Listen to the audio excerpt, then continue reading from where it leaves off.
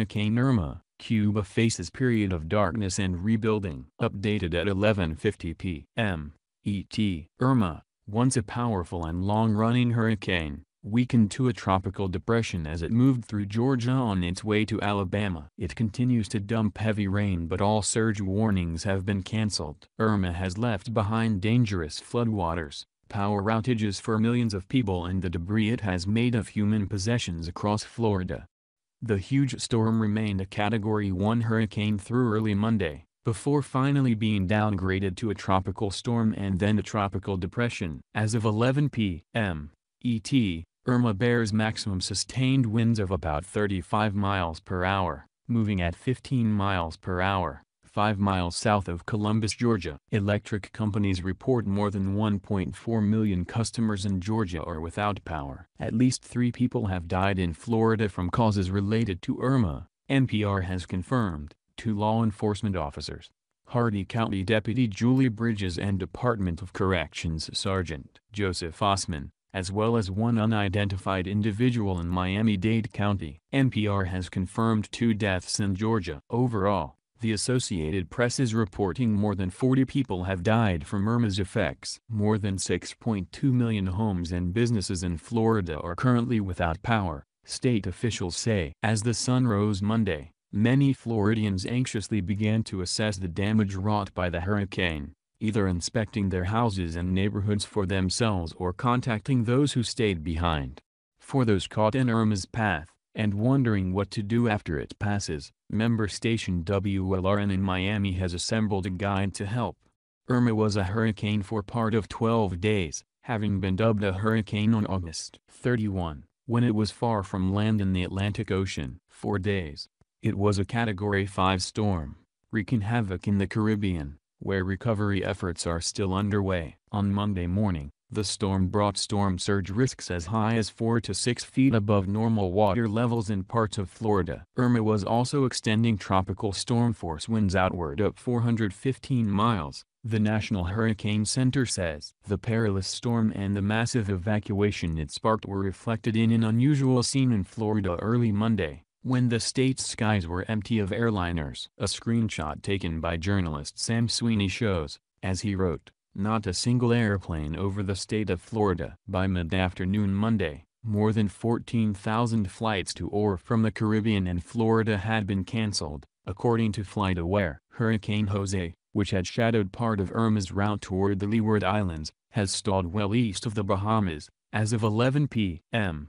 ET, when it arrived in Florida, Irma was more than 400 miles wide. Consider that when it made landfall at the bottom of Florida's peninsula on Sunday, Irma's thick bands of rain were already drenching parts of northern Florida and southern Georgia. Hurricane Irma made landfall twice in Florida on Sunday, smacking into the Florida Keys as a Category 4 storm before moving over water and hitting Marco Island as a Category 3 on Florida's southwest coast. All told, Moody's Analytics estimates the economic cost of Irma could reach as high as $92 billion.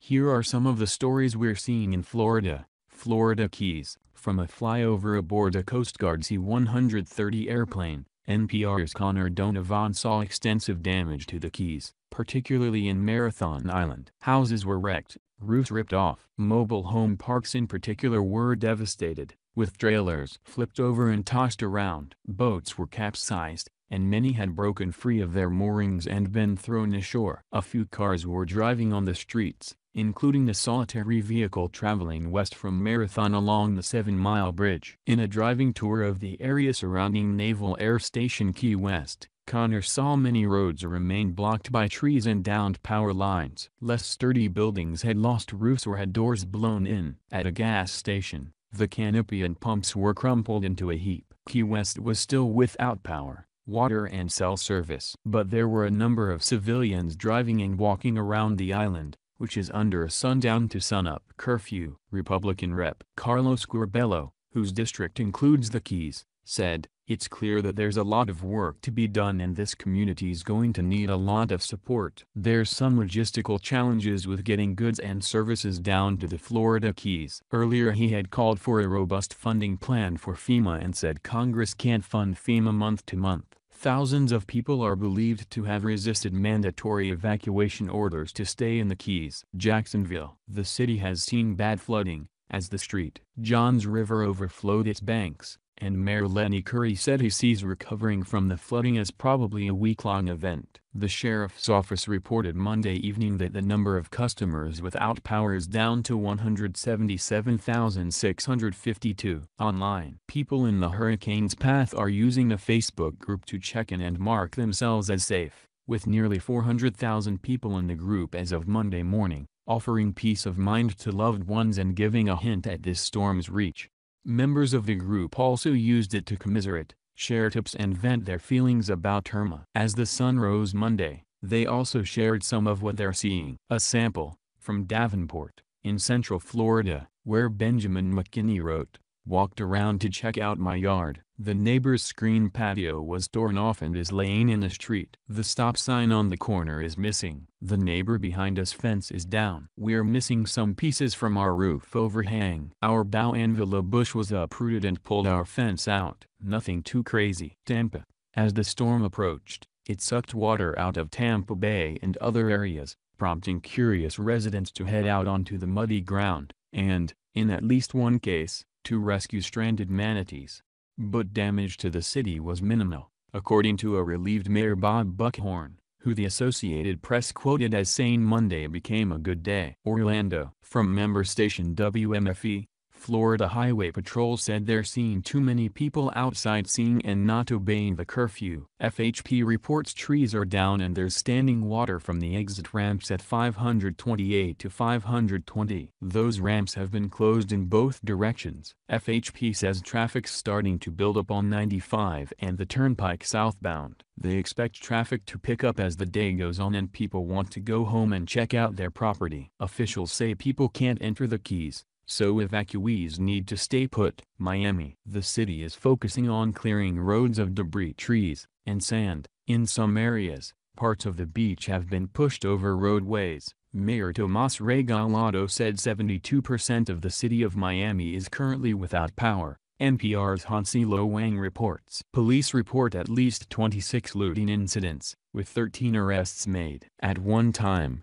Miami was dead in the center of the track, and could have been hit very hard, NPR's John Hamilton says on Morning Edition. But today, John says, much of the city looks surprisingly normal, at least out toward the airport. "I have seen a whole lot of power trucks going by on the freeway out here," John adds. "There's still water on the ground in places. They're picking up plots of palm fronds, but the city looks like it's getting back in business." Miami International Airport saw wind gusts near 100 miles per hour and sustained significant water damage throughout, the airport director, Emilio Gonzalez, said via Twitter. The facility is closed to passenger flights at least through Monday. "This didn't even happen during the so-called storm of the century in 1993, said Yaritza Mendoza, the floodwaters lapping around her knees. "We've never seen the water reach Linnea before." For those not familiar with the beautiful Havana district of Vedado, the street name of Linnea might not mean much, but for residents of the Cuban capital it is one of the city's reference points. For days, much of this most treasured neighborhood has been submerged. Hurricane Irma brought water and debris crashing over the seawall of the Malecón, Havana's waterfront boulevard, and into the district's Art Deco and modernist buildings. Once the storm surge hit Linnea, it was some 6 blocks up from Malecón. Ground floor apartments were inundated, possessions ruined, and entire livelihoods were put at risk among those running small businesses from their homes. The streets of Vedado briefly became canals. With the emergency services going from home to home by boat to rescue the elderly and infirm. In that regard, Yaritza, who lives on the 10th floor of a building on Linnea, considers herself fortunate. "Thanks to God, I've not heard of anyone that has died, but there have been very big material losses," she says, her children wading through the fetid water in bare feet or flip-flops. Then, as we are speaking, a forensic team arrives to remove the body of Nieves Martinez, an 89-year-old whose body was found floating in the waters outside her home. It was a tragic and timely sign of what the government would later confirm via state media. There were 10 deaths in Cuba as a result of Hurricane Irma. Elsewhere in the city, In the much poorer district of Centro Habana, Yolanda's Castillo and Maria del Carmen Argoitia, both aged 27, died when a fourth-floor balcony collapsed on a bus in which they were traveling. As many local residents make their way through floods to get in and out, Havana remains a city largely in the dark. The fear is that it could take weeks for the power to be fully returned. All of this, and Hurricane Irma really only grazed Havana. The areas further east, which were directly under the eye of the storm, were devastated, particularly the fishing village of Ciberian and the outlying keys such as Cayo Coco.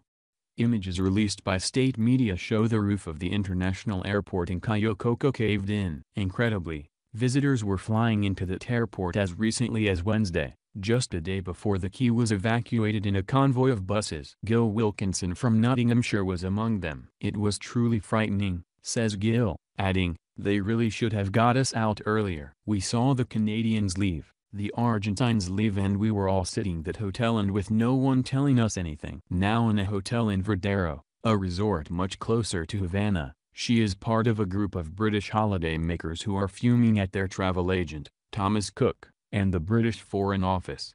"The Cuban people were the only ones who've actually looked after us," said Angelique Wood, another stranded visitor from Derby. Thomas Cook has defended itself, saying the company followed the Cuban government's emergency instructions to the letter. Meanwhile, the British Foreign Secretary, Boris Johnson, described as completely wrong the criticism that the UK government's response to the crisis in the Caribbean was slow or inept. Still, no one should confuse matters. Hurricane Irma in Cuba is not about disgruntled holidaymakers, no matter how difficult the past few days have been for them. It is about the families of Nieves Martinez, Yolanda's Castillo, Maria del Carmen Argoitia and 7 others. It is about entire communities wondering how they are going to rebuild when they were among some of the poorest on the island in the first place. It is about swaths of Cuba facing uncertain months ahead, possibly trying to cope in the dark. The rebuilding of key infrastructure will take time and money that simply doesn't exist. President Raúl Castro praised the Cuban people for their response to the disaster so far and promised to reconstruct after the damage. In these difficult circumstances, of greatest importance is the unity between Cubans, the solidarity between neighbors, and the discipline before the instructions emitted by the National Civil Defense and the Defense Council at every level, he wrote in a letter to the nation. Yaritza Mendoza will also be turning to another power. "We just have to have faith that God is going to help us," shaking her head at her flooded neighborhood. Digital Globe released images taken over the northern Leeward Islands, the Virgin Islands, parts of Puerto Rico, the Dominican Republic, the Turks and Caicos, and Great Inagua Island taken September 8 to 10. Here is a sampling of some of the features we noticed in this imagery. Codrington, Barbuda. According to UNISAT, 88% of structures in Barbuda were possibly damaged, representing over 1,000 buildings. Barbuda Coastal Cuts. In a statement on September 6, Barbuda and Antigua's Prime Minister Gaston Brown said catastrophic damage left parts of the Caribbean practically uninhabitable. Storm runoff. Vegetation stripped. Many of the post-storm images show vegetation stripped by the Category 5 hurricane as it nailed the northern Leeward Islands, Virgin Islands, Turks and Caicos, and Great Inagua Island.